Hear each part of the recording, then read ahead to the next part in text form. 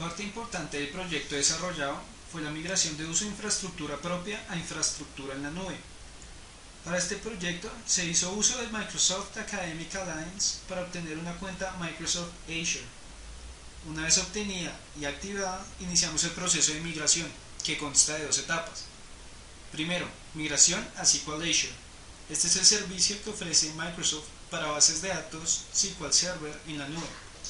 Esto trae una serie de beneficios, como lo son la tercerización de la seguridad en las bases de datos, replicación automática de la base de datos en 3 lugares geográficamente diferentes, inclusión automática de un firewall para filtrar accesos, elasticidad, que es la capacidad para poder cambiar el tamaño de las bases de datos dependiendo de las necesidades de la plataforma, tercerización de la infraestructura necesitada para soportar una base de datos adecuadamente, facilidad de creación, manutención y destrucción de las instancias de bases de datos.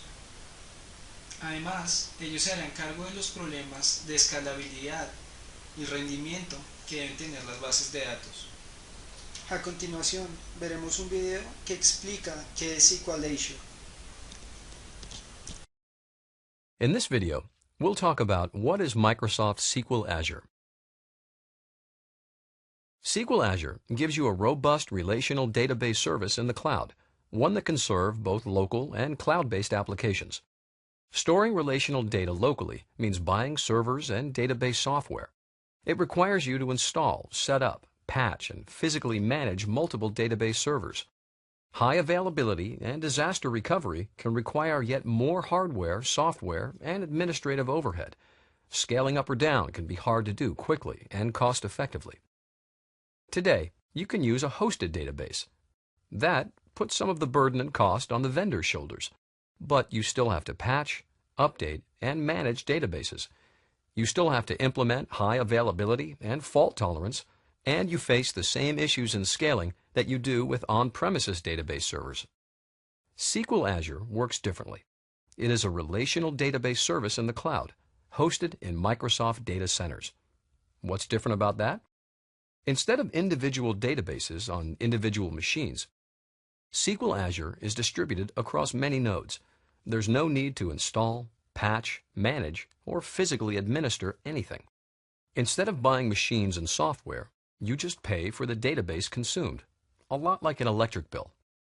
SQL Azure, based on Microsoft SQL Server, lets you make the most of existing applications and tools, whether they're from Microsoft or third parties. It also lets people in your organization use the skills and knowledge they already have. Provisioning, management, and synchronization across on-premises SQL Server and SQL Azure databases are seamless. SQL Azure also supports Transact SQL, or T-SQL, enabling you to use existing investments in T-SQL development and providing a familiar relational data model in the cloud. High availability and fault tolerance are built into the system. For example, SQL Azure automatically stores copies of your database. If something happens to the machine that's hosting your live copy, there is an identical copy waiting to be activated. Taken as a whole, SQL Azure supports some really interesting scenarios. Because of the way it's built, the SQL Azure database is simple to provision, regardless of size. So, imagine you have an on-premises application that's currently using on-premises SQL Server as a database. You want to focus on adding business value to the application and outsource the process of managing and provisioning databases and making them highly available. You also want to scale capacity quickly. You can point the application to SQL Azure quickly with minimal changes to code. Or, you might have an application running on Windows Azure that requires a relational database. SQL Azure would be a great choice. You can scale database needs without any friction.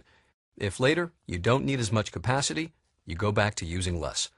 Whether you are an army of one or a Fortune 500 company, you can flexibly meet the needs of your applications and users.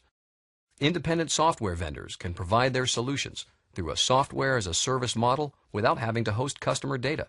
They can build line-of-business applications on Windows Azure and use SQL Azure Database as a Service.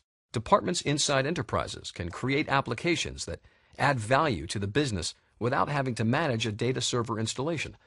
On-premises applications can hook into the cloud database enabling workers to access data wherever they go. By putting a relational database service in the cloud, SQL Azure opens up new ways to extend the value of any data-driven application, whether on-premises or cloud-based. La segunda etapa de la migración fue el paso de usar máquinas en la Universidad de los Andes a usar máquinas virtuales en la nube. Para ello se creó una nueva máquina virtual en Azure, la plataforma de servicios en la nube de Microsoft. De nuevo encontramos grandes mejoras al pasar de tener que utilizar nuestros propios recursos a usar recursos de la nube, como lo son, que se terceriza la seguridad que se debe mantener en las máquinas virtuales. Se puede escalar una instancia hasta tener 20 núcleos por máquina. Se pueden crear instancias idénticas y Azure automáticamente utilizará en ellas un balanceador de cargas. No se incurren costos de infraestructura a menos que se use.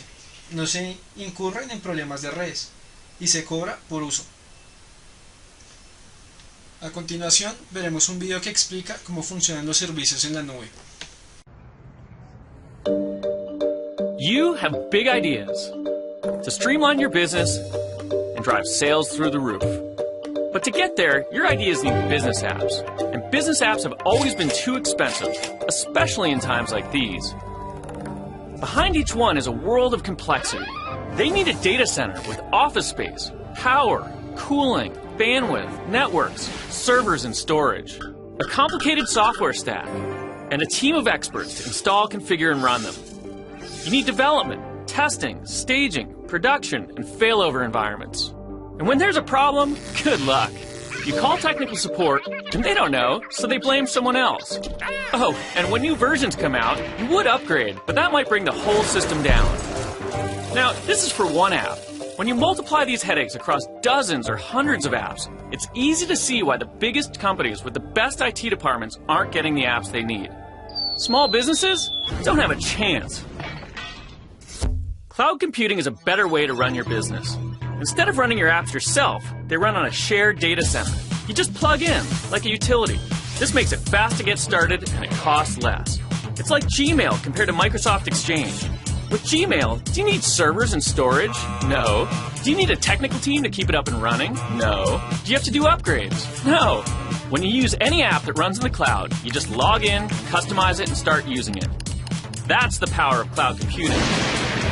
This model is so much better, it's changing the way we think about software. Not just for consumer apps, it's also being used for business apps. We call this enterprise cloud computing. Businesses are running all kinds of apps in the cloud these days, including custom-built apps. Why?